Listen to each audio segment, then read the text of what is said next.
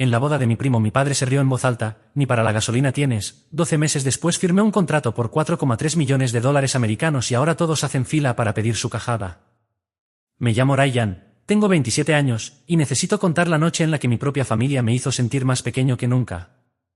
Todo ocurrió en la boda de mi primo, un evento elegante donde parecía que todos habían salido de una revista. Recuerdo que llegué tarde, manejando mi viejo coche destartalado, ese que vibraba cada vez que giraba la llave. Apenas había logrado reunir lo suficiente para la gasolina del viaje.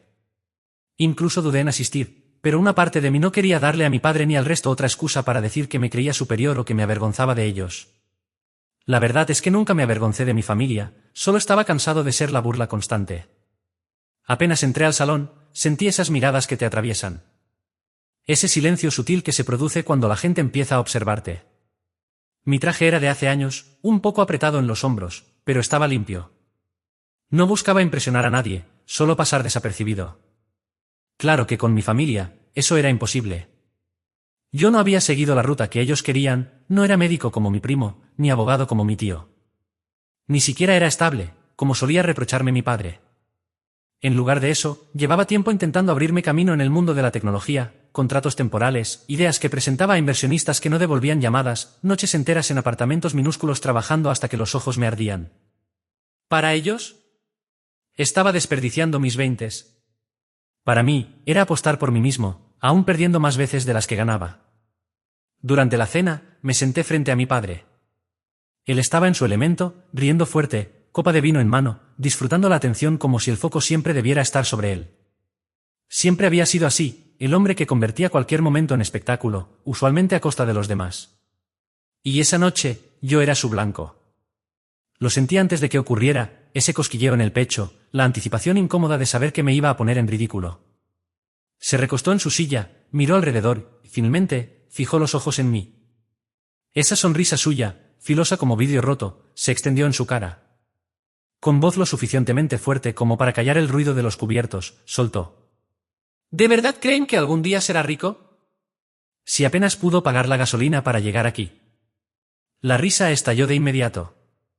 Mi tío golpeó la mesa, mis primos se inclinaron unos hacia otros, y hasta mi madre escondió una sonrisa tras su copa. No era una risa cualquiera, era la que corta, la que te deja claro que el chiste eres tú y que todos lo disfrutan. El estómago se me contrajo y por un momento no pude respirar. Quise desaparecer, fundirme con el suelo de madera pulida. Pero me quedé quieto, con la cara ardiendo, aferrando el tenedor como si fuera mi único sostén. Dentro de mí, sin embargo, algo se movió. No era la primera vez que mi padre me humillaba, solía convertir mis dificultades en anécdotas para entretener al resto. Pero esta vez dolió distinto. Tal vez porque todos participaron. Tal vez porque, en el fondo, yo sabía que estaba cerca de algo grande en mi trabajo, aunque ellos no lo vieran. Mientras ellos seguían brindando y retomaban las conversaciones, yo permanecí en silencio, con un plan germinando en mi mente, aunque ni siquiera lo comprendía del todo en ese momento. Me fui antes de lo previsto, mientras la música seguía retumbando y mi padre bailaba como si nada hubiera pasado. El trayecto de regreso fue silencioso, salvo por el zumbido de mi coche. Sus palabras resonaban una y otra vez en mi cabeza: ¿de verdad cree que algún día será rico?, como si fuera un desafío. Esa noche me hice una promesa. No en voz alta ni susurrada, sino tatuada en lo más profundo de mis huesos: un día les demostraría lo equivocados que estaban. Un día se arrepentirían de haber reído. En ese momento, lo único que tenía era esa promesa, un tanque casi vacío y un camino largo por delante. Nada cambió mágicamente después de la boda. Al contrario, ese comentario se convirtió en munición. Ya no era una broma aislada, era un recurso que mi padre y los demás usaban en cada reunión familiar. Cada cumpleaños, cada cena, alguien lo recordaba: cuidado con Ryan, no vaya a quedarse sin gasolina otra vez, o mejor no le pidas dinero, está ahorrando para la bomba de combustible. Siempre con ese tono juguetón disfrazado de cariño, pero yo sabía bien lo que era, burla disfrazada de humor. El favoritismo siempre había estado presente en mi familia, pero después de aquello se volvió más evidente. Mi primo Ethan, el mismo que se había casado en aquella boda, se transformó en el orgullo de mi padre. Para todos era el modelo de éxito: empleo llamativo, sueldo abultado y esa costumbre de presumirlo. Cada vez que coincidíamos, empezaban las comparaciones: Ethan ya piensa en comprar su segunda casa, su firma quiere enviarlo a Europa a capacitarse, le dieron un gran bono este año. Y enseguida el golpe disfrazado de consejo: Ryan, deberías tomar nota. Decían que era motivación, pero lo cierto es que era un recordatorio constante de que me consideraban un fracaso. No era solo mi padre, toda la familia alimentaba esa imagen de mí como el decepcionado, el que nunca estaba a la altura.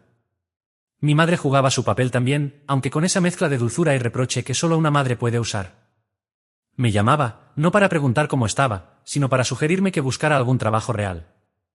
Ryan, tu padre y yo solo queremos que tengas estabilidad, decía con voz suave pero cargada de desaprobación. ¿Eres inteligente, pero la inteligencia no paga las cuentas porque no postulas en el banco? Están contratando. Y si me negaba, si insistía en seguir construyendo lo que yo creía, llegaba ese suspiro pesado suyo, el que me hacía sentir egoísta, desagradecido y condenado al fracaso. Cuanto más trataba de explicar lo que hacía, menos me escuchaban. Para ellos, contratos de software eran excusas disfrazadas. Les hablaba de noches enteras programando, de reuniones con inversionistas, de prototipos en desarrollo, y sus miradas se perdían antes de que pudiera terminar. En cambio, cuando Ethan hablaba de sus clientes o de las horas facturables en su firma, todos lo escuchaban con atención. Era como hablar dos idiomas, el suyo, que respetaban, y el mío, que despreciaban. Y entonces llegó el día de Acción de Gracias. Puedo recordar la mesa larga, el pavo humeante, el olor del relleno inundando la casa. Mi tía le pidió a Ethan que diera las gracias antes de la cena. Y, como era de esperarse, incluyó una frase sobre estar agradecido por las oportunidades y por el éxito alcanzado. Cuando terminó, mi padre le dio una palmada en la espalda y dijo con orgullo: «Ese es mi hijo. Él sí sabe cómo construir un futuro». De inmediato, sin perder el ritmo, me miró a mí, sentado más abajo en la mesa, y soltó: «Tal vez algún día, Ryan? Eso sí, cuando dejes de perder tu tiempo persiguiendo ilusiones». Las risas se extendieron por la mesa. Yo solo escuché el sonido metálico de mi tenedor golpeando contra el plato. Me quedé allí, mirando la comida que ya no podía saborear. No era solo la broma, era la manera en que nadie me defendía. Nadie lo hacía nunca. Mi hermana evitaba mirarme, mi madre se mantenía en silencio y hasta mis primos más jóvenes parecían haber aprendido a seguir la corriente, riéndose como si fuera una tradición. Y tal vez lo era. Lo que más me dolió ocurrió más tarde esa noche, cuando estaba por irme. Escuché a mi padre hablando con mi tío en la cocina. No sabía que yo estaba parado a pocos pasos, fuera de su vista. «Ryan nunca va a lograr nada», dijo con frialdad. «No tiene disciplina, es demasiado orgulloso para aceptar un trabajo real y demasiado terco para admitir que está fracasando. Si sigue así, terminará viviendo de sobras». Mi tío murmuró algo en respuesta, pero no alcancé a oírlo. Lo único que me quedó grabado fue la voz de mi padre, y me golpeó con más fuerza de lo que esperaba. Ese fue el momento en que entendí que no eran simples chistes. Él realmente creía que yo estaba destinado al fracaso. Y lo peor, quería que así fuera. Mi caída le daba sentido a su narrativa, reforzaba su autoridad y su control. Cuanto más intentaba sostenerme por mis propios medios, más ansioso parecía estar por verme fracasar. Desde entonces, la dinámica solo empeoró. Las reuniones familiares se convirtieron en un campo minado. Cualquier logro que compartiera, por pequeño que fuera, era minimizado. Cuando conseguí un contrato freelance de varios miles, mi padre lo descartó como si fueran migajas. «Eso no es un trabajo de verdad, Ryan. Llámame cuando estés pagando una hipoteca». Cuando mencioné una reunión con inversionistas, mi madre intervino con un tono condescendiente. «No te hagas muchas ilusiones, cariño. Tú sabes cómo suelen terminar esas cosas». Y la vez que me atreví a contar que estaba en conversaciones con una empresa extranjera interesada en licenciar mi software, mi primo se burló. «Suena a estafa». Era un desgaste constante, una gota de duda cayendo una y otra vez, hasta que empecé a cuestionarme cada vez que me sentaba frente a la computadora. Las noches se hicieron más pesadas, trabajaba hasta las 3 de la mañana, con las líneas de código difuminándose ante mis ojos, preguntándome si acaso tenían razón, si estaba siendo un iluso. Pero entonces recordaba aquella boda, las risas, la sonrisa burlona de mi padre, y esa punzada me impulsaba a seguir. Ellos no sabían, ninguno se detenía a mirar, que poco a poco las cosas empezaban a cambiar en silencio, tras bambalinas. En ese momento, lo único que alcanzaban a ver era un fracaso. Y nunca dejaban pasar la oportunidad de recordármelo. La tensión alcanzó un punto de quiebre en la cena de Navidad. Esa festividad siempre fue extraña en mi familia. En teoría debía ser cálida, llena de risas, regalos y esa sensación de unión, pero para mí siempre traía una corriente subterránea de incomodidad. Ese año, sin embargo, no era solo incomodidad, era el límite. Había considerado seriamente no asistir. Mi departamento era más seguro, más silencioso, y al menos allí nadie me esperaba con cuchillos disfrazados de bromas. Pero cuando mi madre me llamó y me dijo: «Significaría mucho para mí que vinieras, Ryan», cedí. Me prometí a mí mismo que mantendría la cabeza baja, que soportaría la cena y me marcharía temprano. La casa brillaba cuando llegué, luces en el porche, el árbol iluminando desde la ventana, risas escapándose hacia la fría noche. Entré con una botella de vino que apenas había podido costear, con la esperanza de que al menos pareciera que estaba poniendo de mi parte. El salón ya estaba repleto, primos, tíos, suéteres navideños, niños corriendo con las manos pegajosas por las galletas de azúcar.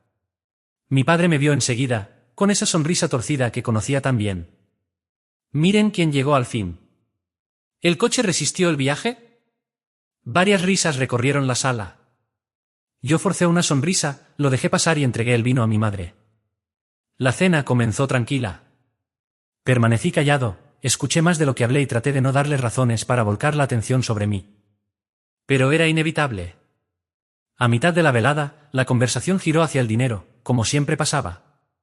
Mi tío presumía de su bono de fin de año, mi primo Icen alardeaba de su ascenso, y pronto alguien me preguntó cómo me iba. Debería haber sabido que era mejor no responder con sinceridad, pero una parte de mí aún buscaba reconocimiento, todavía deseaba que me vieran como algo más que un fracaso.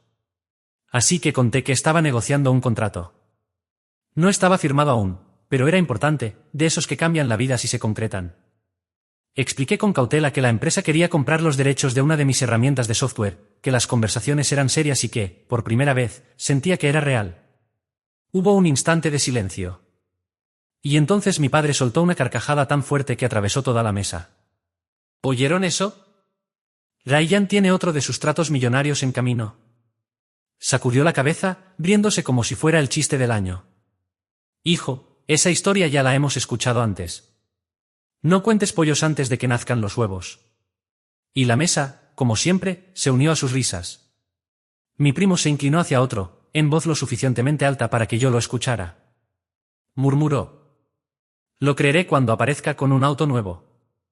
Hasta mi madre, que normalmente intentaba suavizar los golpes, suspiró y añadió con desdén: «Ryan, mejor guarda esos sueños hasta que se hagan realidad». Pero esa no fue la traición más dura. No todavía. Lo peor vino después de la cena, cuando comenzaron a intercambiar los regalos. Yo no esperaba demasiado, nunca lo hacía.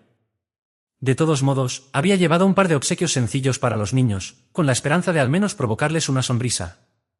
Cuando llegó mi turno, mi padre me entregó una pequeña caja, envuelta a las apuradas con papel reciclado. El ambiente cambió, todos se inclinaron hacia adelante, sonriendo como si ya supieran el chiste. Al abrirla, me quedé helado. Dentro había un auto de juguete de plástico, de esos baratos que se compran en la caja de una gasolinera.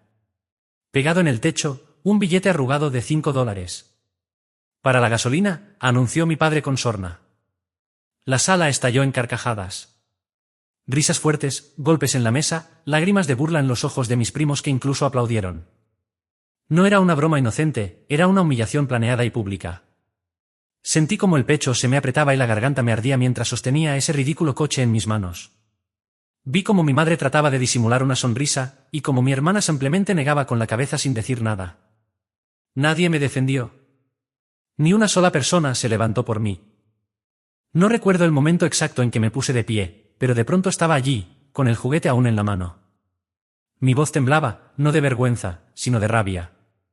¿Esto les parece gracioso? ¿De verdad creen que esto es lo que significa ser familia? Las risas se apagaron poco a poco, dejando un silencio incómodo en el aire. Mi padre se recostó en la silla, con una sonrisa burlona e intacta. «No seas tan sensible, Ryan. Es solo una broma, relájate». Pero para mí no era una broma.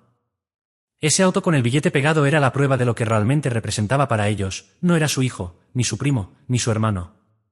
Era el chiste recurrente, el fracaso del que todos podían reírse juntos. Me fui sin decir otra palabra. Ni siquiera tomé mi abrigo. Salí directo a la noche helada con el coche de juguete todavía en la mano. Al llegar a mi departamento, ya no me quedaban lágrimas. Me senté frente a la computadora, con el carro sobre el escritorio, mirándolo fijo. Algo dentro de mí se endureció esa noche. Porque comprendí dos cosas. Primero, que había terminado de permitir que ellos me definieran. Y segundo, que si algún día conseguía el contrato que estaba persiguiendo, sería un golpe que jamás verían venir. En los meses siguientes, ese recuerdo me acompañó como una sombra. Cada mañana, lo primero que veía era ese coche barato sobre el escritorio. No lo conservaba por cariño, sino porque no podía dejar de mirarlo. Era una herida abierta, al mismo tiempo, un combustible que me quemaba por dentro. Me hubiera gustado decir que me recuperé rápido, pero no fue así. Enero se convirtió en un tormento. El contrato que estaba negociando se vino abajo, la empresa decidió desarrollar su propia versión en lugar de licenciar la mía. Había invertido meses de trabajo, noches en vela corrigiendo errores, perfeccionando el proyecto, puliendo cada detalle, y terminé con las manos vacías. Otro fracaso, otra burla segura en cuanto mi familia se enterara. El dinero empezó a escasear más que nunca. El alquiler se acumulaba, las cuentas se amontonaban y había noches en las que tenía que elegir entre comprar comida o pagar la calefacción. Mi apartamento ya era pequeño, pero en invierno, con las paredes delgadas y el frío colándose por todas partes, parecía una cueva. Pasaba horas envuelto en 2 mantas, con la laptop en las rodillas y los dedos entumecidos por el frío, intentando avanzar. Algunos trabajos freelance llegaban, pero apenas me permitían mantenerme a flote. Más de una vez me detuve frente a las ofertas de empleo, cajero de banco, asistente de oficina, encargado de tienda. Pensaba en postularme, y mi mente regresaba a los comentarios de mi familia. Busca algo seguro. Pero cada vez que estaba a punto de dar clic en aplicar, retrocedía. Aceptar significaba concederles la victoria, presentarme en la próxima reunión familiar y admitir que tenían razón, que mis sueños eran solo tonterías. El golpe más bajo llegó en febrero, cuando mi viejo coche murió en la carretera. El motor dejó escapar su último aliento y la reparación costaba más que el vehículo. Durante semanas tuve que caminar a todas partes, al supermercado, a la parada del autobús, a las reuniones.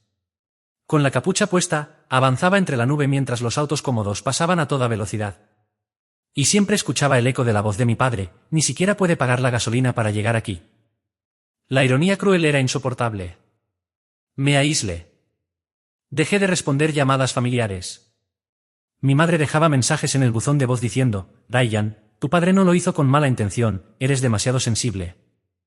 Mi hermana me envió un mensaje una sola vez, reconociendo que el regalo había sido cruel, pero lo suavizó con un: ya sabes cómo es papá, déjalo pasar. Todos lo excusaban siempre.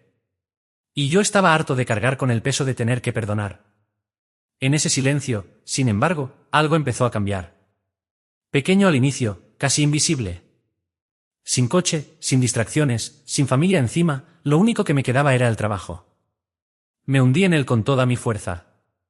Las noches se mezclaban con las mañanas. Programaba hasta que los ojos me ardían, reescribía propuestas, contactaba empresas por correo, enviaba prototipos a desconocidos. Dejé de perseguir la idea de impresionar a mi familia y empecé a luchar por sobrevivir para mí mismo, no para ellos. Y fue en una de esas madrugadas, a las 3 de la mañana, cuando me di cuenta de algo. Todas las veces que fallé, todas las puertas que se cerraron, me habían obligado a mejorar. Cada rechazo me empujó a refinar mi trabajo. Cada colapso me obligó a buscar nuevas soluciones. Sí, las burlas me habían dejado cicatrices, pero también me habían dado una resistencia que antes no reconocía. Para cuando llegó la primavera, las cosas no eran perfectas, pero algunas puertas empezaban a entreabrirse. Una pequeña empresa en el extranjero mostró interés en mi software.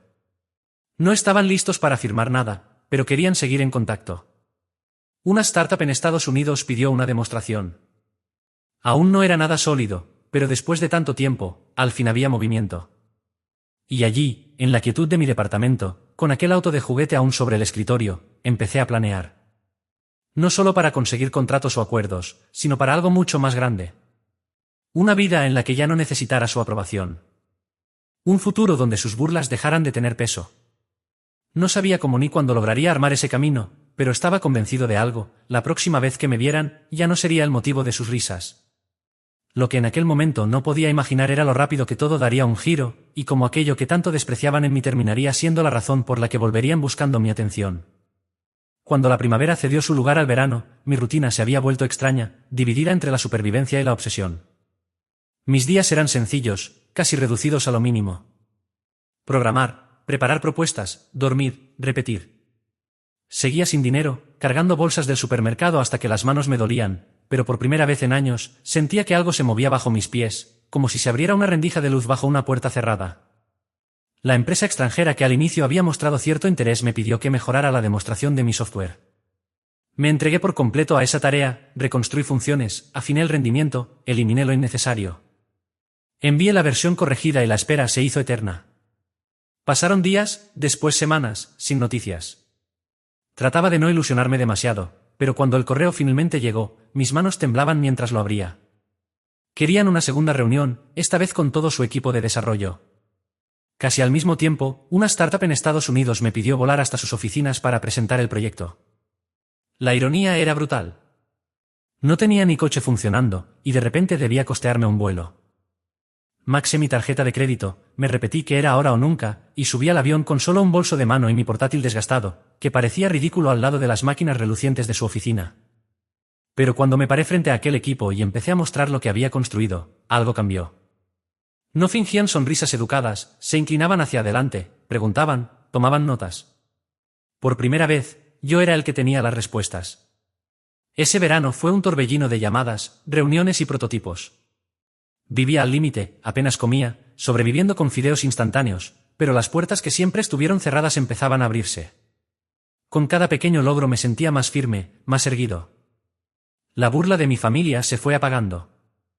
No desapareció, pero fue reemplazada por algo más fuerte, una confianza callada, obstinada, que me decía que lo que hacía era real. En agosto conseguí mi primer contrato importante. No eran millones, todavía, pero sí lo suficiente para pagar facturas atrasadas, saldar la tarjeta de crédito y comprar un coche usado que al menos se encendía sin sonar a muerte. Jamás olvidaré la primera vez que me senté al volante, con el olor a cuero desgastado y el pensamiento, esto es mío. Yo lo logré. No fue un regalo, no fue un favor. Fue mío. No le conté nada a mi familia. Desde Navidad había dejado de dar explicaciones, de intentar demostrarles algo. Esa distancia se convirtió en mi mayor fortaleza. Ellos seguían creyendo que apenas sobrevivía, seguían susurrando sobre mí en cenas a las que ya no iba, pintándome como la oveja negra. Mientras tanto, yo seguía construyendo. Llegó el otoño y con él un giro inesperado, la empresa extranjera volvió a llamar. No solo estaban impresionados con el software, sino también con mi perseverancia. Querían hablar de un acuerdo de licencia. Escuché los números con el corazón desbocado. No estaba cerrado aún, pero si salía adelante valdría más que todo lo que había ganado en mi vida. Ese fue el momento en el que entendí algo, mi familia me había definido durante años como el fracasado, el chiste, el que no podía ni pagar la gasolina. Y ahí estaba yo, al borde de un acuerdo que podía cambiarlo todo. Por primera vez en mi vida, no necesitaba correr a decirles, miren, lo logré. El silencio me resultaba más emocionante que cualquier reconocimiento. Dejarlos pensar que aún luchaba mientras mi mundo cambiaba detrás de escena era un placer inesperado. El proceso se alargó durante meses entre abogados, negociaciones y revisiones. Pero cada paso lo hacía más real. Mientras tanto, me preparaba para el día en que todo fuera oficial, el día en que ya no tendría que vivir bajo su sombra. Aquel otoño volví a una reunión familiar después de mucho tiempo. No dije casi nada. Vestía la misma ropa de siempre, llegué en el mismo coche modesto, y los dejé creer lo que quisieran. Mi padre no falló en su burla. «¿Ryan, trabajando en otro de esos negocios mágicos?» La mesa estalló en carcajadas. Esta vez no me inmuté. Solo sonreí, porque sabía algo que ellos ignoraban, esas risas no durarían para siempre. Y no duraron. Una mañana fresca de octubre llegó la llamada definitiva. El contrato estaba cerrado, firmado, sellado, valorado en 43 millones. Me quedé mirando los papeles, con el corazón martillando y las lágrimas a punto de caer. Lo primero que me vino a la mente no fue alivio ni alegría, sino el recuerdo de aquel coche de juguete con un billete de $5 pegado en el techo, y la risa de mi familia retumbando en mis oídos. Ese día todo cambió. No solo para mí, también para ellos, aunque aún no lo supieran. Cuando la tinta se secó en aquel contrato, pensé que lo difícil había terminado. Pero no era el final, sino apenas el comienzo. De repente, mi vida dejó de ser cuestión de supervivencia para convertirse en cuestión de estrategia. Porque 43 millones no eran solo dinero. Era mucho más que dinero, era poder, era libertad, era la oportunidad que durante años me habían negado. Después de tanto tiempo siendo el blanco de las burlas de mi familia, había aprendido que la mejor estrategia no era intentar demostrarles nada de inmediato, sino guardar silencio, mover mis piezas con calma y esperar el momento exacto para mostrar mis cartas. Si algo me habían enseñado todas esas humillaciones, era no subestimar el valor de la discreción. El primer paso fue protegerme.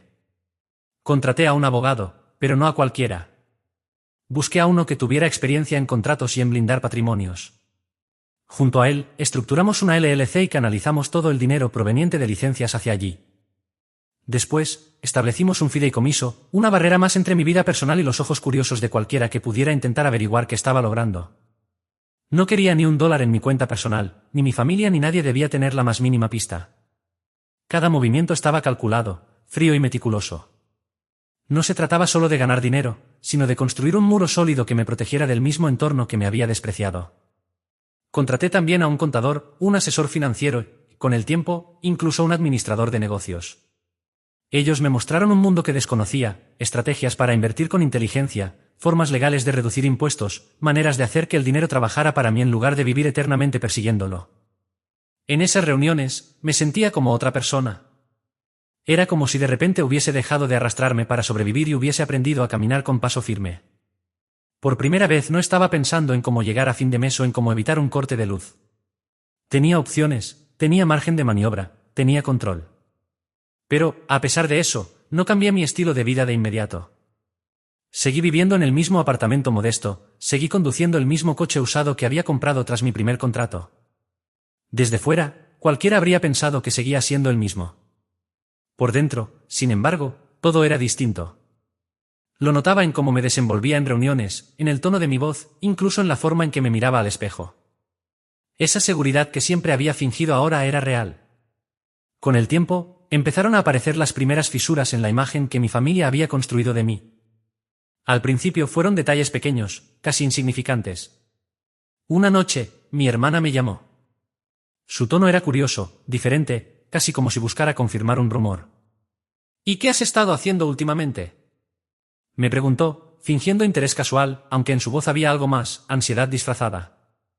Yo respondí con evasivas, que estaba ocupado con proyectos, que me mantenía ocupado, nada más. Ella insistió un poco, pero no cedí. No le iba a dar información que pudiera usar para chismear. Sin embargo, esa curiosidad me reveló lo esencial, algo ya estaba circulando. Una semana después, recibí un mensaje en el buzón de voz de mi madre. Ryan, tu padre y yo hemos estado hablando, y nos encantaría que vengas a cenar. Ha pasado demasiado tiempo. Te extrañamos. Su voz me desconcertó. Sonaba suave, casi ensayada, como si hubiera practicado cada palabra frente a un espejo. No había sarcasmo, ni las indirectas habituales, ni ese tono de juicio constante. Era un afecto tan extraño que me encendió todas las alarmas. Luego llegó Acción de Gracias, la misma festividad que años atrás había sido para mí un campo de batalla lleno de burlas y humillaciones. No tenía pensado asistir, pero mi abogado me dijo algo que se me quedó grabado. A veces el silencio es la declaración más fuerte, pero otras veces, aparecer cuando esperan verte derrotado y dejar que te subestimen puede ser todavía más poderoso. Decidí ir. Llegué en el mismo coche modesto, con el mismo traje gastado de siempre. Nada que pudiera parecer ostentoso. Desde que crucé la puerta lo sentí, el ambiente no era el mismo. Mis primos, que solían recibirme con aires de superioridad, me saludaron con cortesía. Mi tío me dio una palmada en la espalda y me preguntó cómo me iba en el trabajo, sin rastro de burla. Incluso mi padre, que solía lanzarme frases hirientes como saludo, se limitó a sentir en silencio. No sabía si ya habían escuchado rumores de mis logros o si era pura casualidad. Pero por primera vez en muchos años, no me recibieron con risas. Durante la cena, mi madre se inclinó hacia mí, y en voz baja, dijo: Diane, estamos orgullosos de ti. Sabemos que has estado trabajando muy duro. Casi me atraganté. ¿Orgullosos? Esa misma mujer me había repetido 1000 veces que dejara de soñar y buscara empleo en un banco. Algo había cambiado, pero yo mantuve el rostro imperturbable. No pensaba mostrar mis cartas antes de tiempo. El momento crucial llegó después del postre. Mi padre me tomó del brazo y me apartó con un aire inusualmente serio. Hijo, escuché que has estado haciendo algunos movimientos grandes. Muy grandes. No dijo de dónde sacó la información y yo tampoco lo pregunté.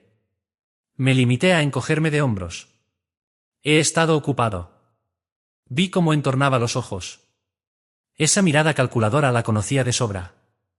Durante años había sido la comidilla de sus bromas, el ejemplo de sus advertencias sobre lo que no debía ser. Pero esta vez no había burla en sus ojos. Había evaluación, análisis. En ese instante supe que la balanza había cambiado. Ya no me veían como el fracasado. Ahora me veían como una oportunidad.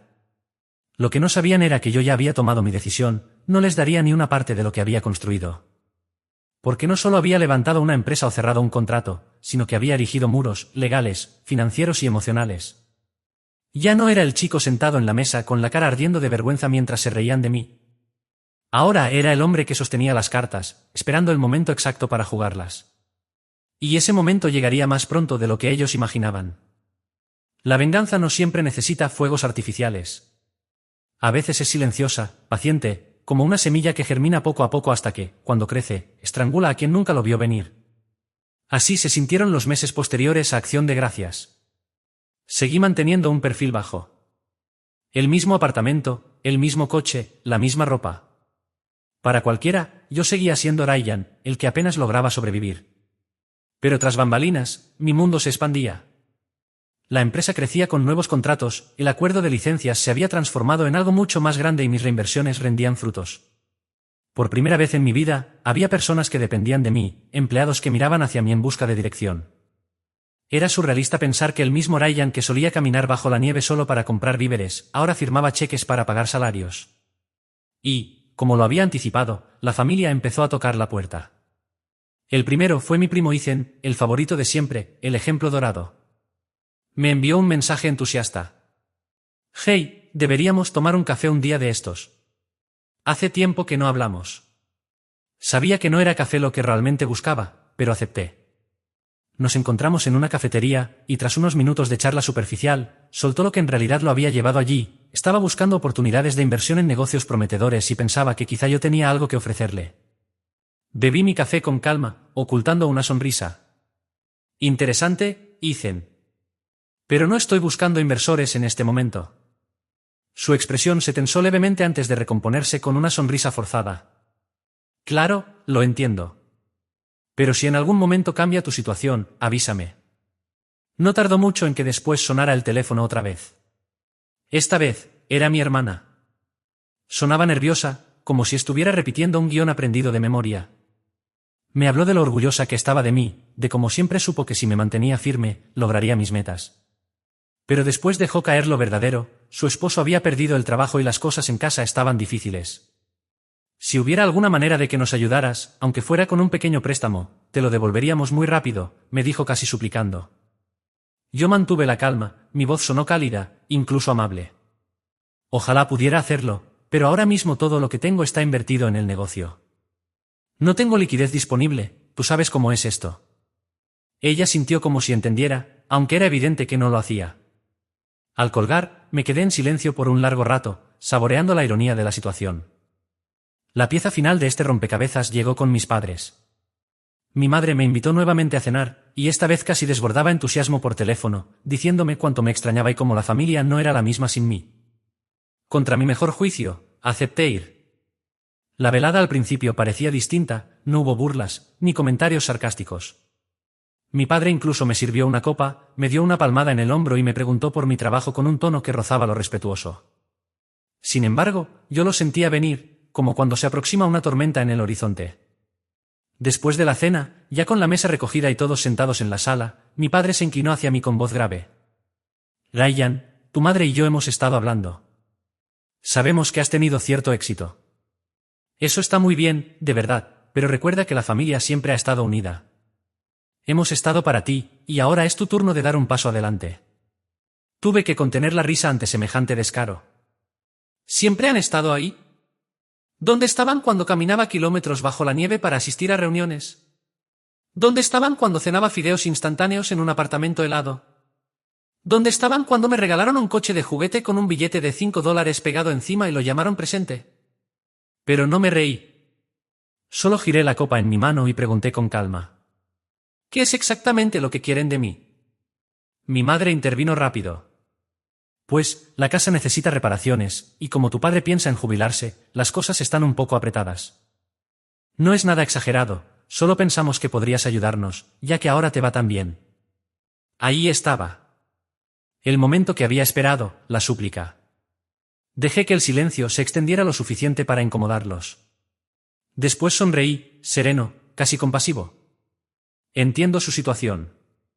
Pero no puedo ayudarlos con eso. El rostro de mi padre se endureció. ¿No puedes o no quieres? No quiero, respondí con firmeza. El ambiente se congeló.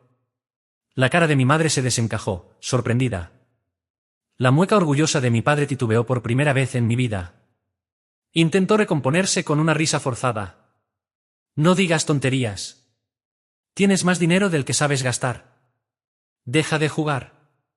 Apoyé la copa sobre la mesa, me incliné hacia adelante y lo miré fijo. ¿Recuerdas ese coche de juguete que me regalaron en Navidad con un billete de $5 pegado? Esa noche dejé de verlos como mis padres y empecé a verlos como un obstáculo.